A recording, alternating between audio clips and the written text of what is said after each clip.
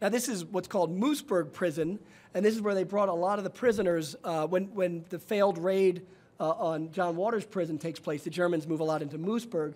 So Patton rolls in here a few weeks later, and the troops just go nuts. They're so happy they've been liberated. They really identify that Patton is their liberator because he comes in after a few tanks come crashing through the fence. And Patton said it was a bittersweet moment because here they're just praising him to high glory, but yet he writes in his diary, he said, if I hadn't launched that raid, these guys wouldn't have been stuck here all these extra weeks. He climbs up on a tank and gives them a speech. He says, don't go running into the countryside, eating whatever you want, and doing whatever your bodies can't take it. And one more thing, stay out of my way, I'm still killing Germans. And they loved it. A good example of research, and what's kind of sometimes the things you find out when you finished your research is just as interesting as what you find out during your research.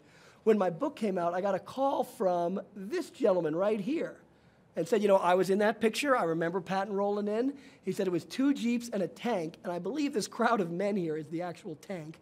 But he said the first person Patton shook hands with was a British RAF officer, Royal Air Force officer.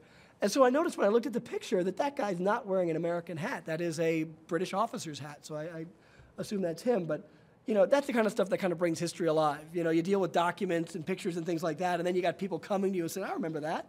You know, and then your fear is that they tell you got it wrong, but he didn't.